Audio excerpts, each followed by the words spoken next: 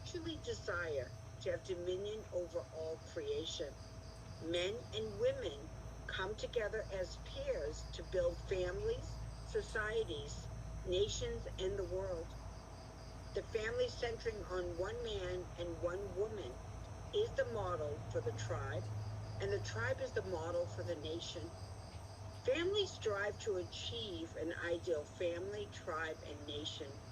Ideal nations will emerge based on families that establish such a foundation. Thank you. To summarize, it is established that a family centered on true love is the foundation of heaven. Family is the center of the entire physical world, the country, the world, and the universe. Breaking apart a family is an act of aggression against the country, world, and universe. Because the perfect family is the foundation for perfect universe, a person who loves the universe as he or she loves the family can travel freely everywhere. A family centered on one man and one woman is the model for the tribe, and the tribe is the model for the nation. Families strive to achieve an ideal family, tribe, and nation. This is the meaning of the perfected family. What just now Tom was talking about. Living divine principle, the meaning of the freedom from the viewpoint of the principle. Let's study. Section 5, Freedom and the Human Fall. The meaning of freedom from the viewpoint of the principle. What is the meaning of true freedom? In light of the principle, 3 characteristics of freedom stand out. According to the principle, can reach perfection only by fulfilling their responsibility based on their free will. Accordingly, a person pursuing the purpose of creation as prompted by his free will ceaselessly strives to carry out his portion of responsibility. There is no freedom without responsibility. There is no freedom without accomplishment. When human beings exercise freedom and carry out their responsibility, they strive to accomplish results which complete the purpose of creation and bring joy to God. Free will ceaselessly pursues concrete results through free actions. Let's study Father's word based on this guidance. Freedom exists to please the whole. Do you understand freedom? For students, freedom can exist in the situation that they obey the rule of the school. When they go to school, they have to obey the rule of the school. Freedom exists for happiness of the whole. It is not for happiness of the individual. Freedom exists to make the whole students be better. Therefore, freedom has to multiply good. It has to bring into multiplication of goodness. Freedom cannot exist without the principle. Freedom can exist in the situation that they obey the rule of the school. Therefore, when they go to school, they have to obey the rule of the school. Freedom exists for happiness of the whole. It is not for happiness of the individual. Since freedom exists for the sake of the whole, it has to multiply good. It has to bring into multiplication of goodness. Freedom cannot exist without the principle, responsibility, and multiplication of goodness. If you break glass at school, you have to take responsibility. You can't escape responsibility just because you broke the glass freely. Therefore, you must take responsibility for the actions you take. There is no freedom without responsibility. Next, Reverend Moon proposed freedom can exist based on these principles. We must know that the reason for granting freedom to human beings is to multiply goodness and true love with a voluntary mind and heart through that freedom. Then among these freedoms, which bring the greatest freedom. Only love can bring the greatness, the greatest freedom. What we need to know clearly is that if we love people, we become free, right? If you love everything, you have the freedom to pass anywhere. If you do not love a place or someone, you are not free, and you will stop moving.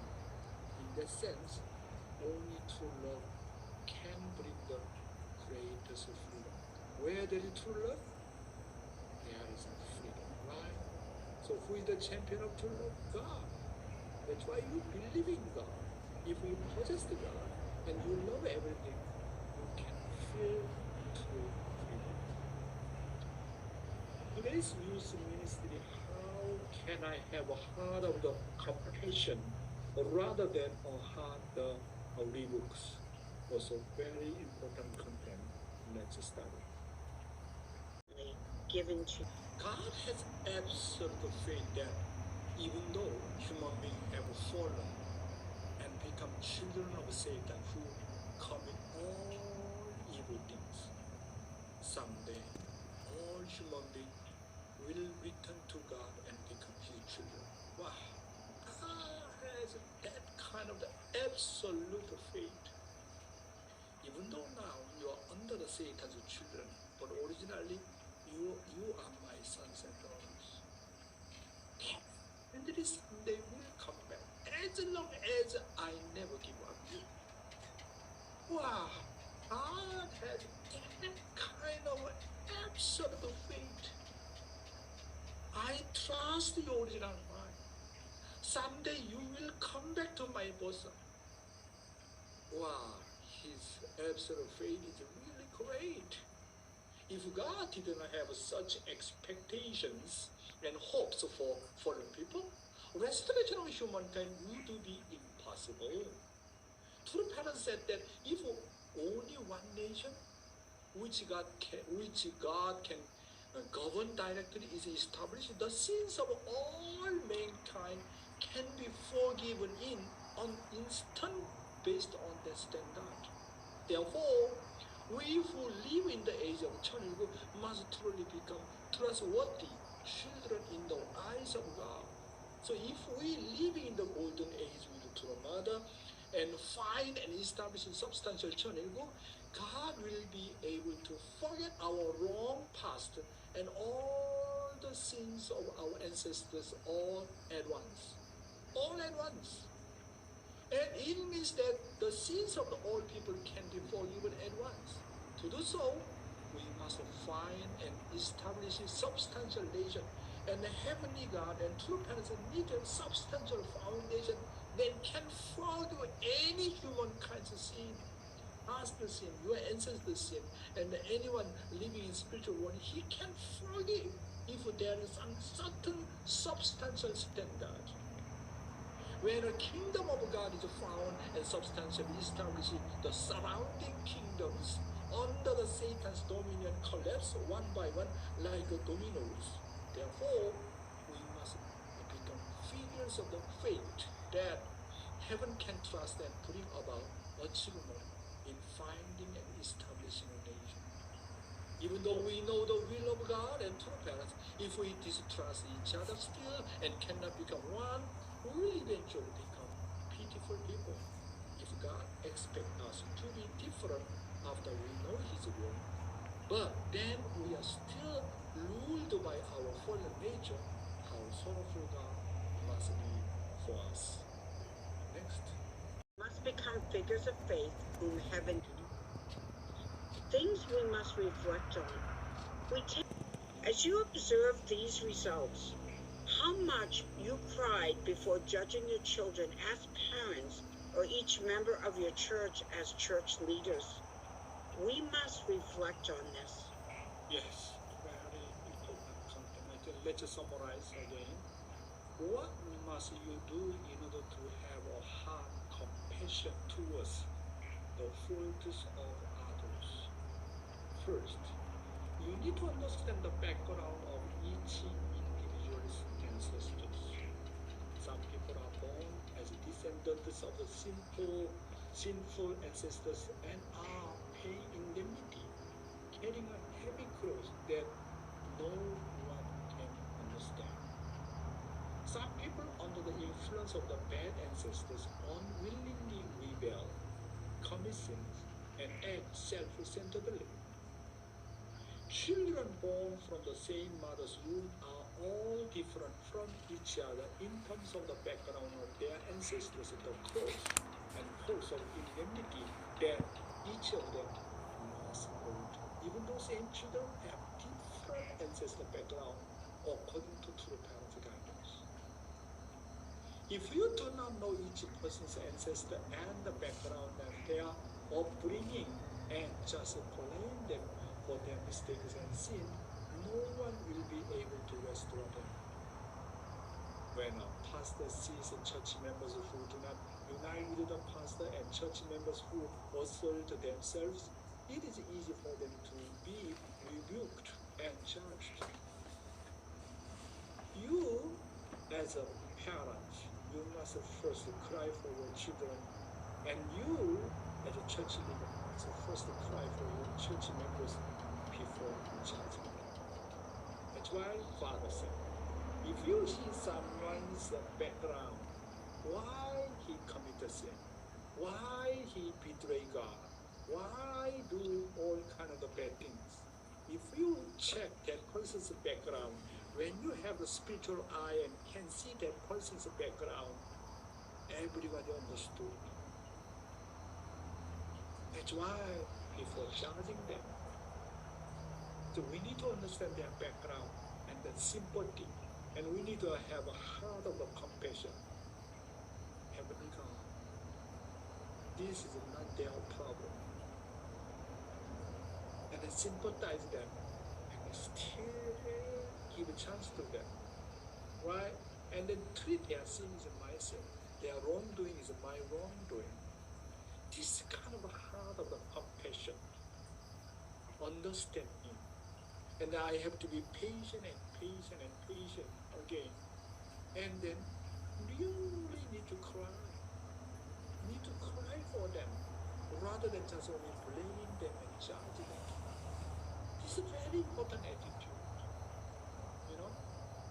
And do you understand what true father often scold us, but his heart of the compassion greater than judgment. That's why everybody follow true parents. Right? But fallen man, judgment, your judgment much greater than about the heart of the compassion.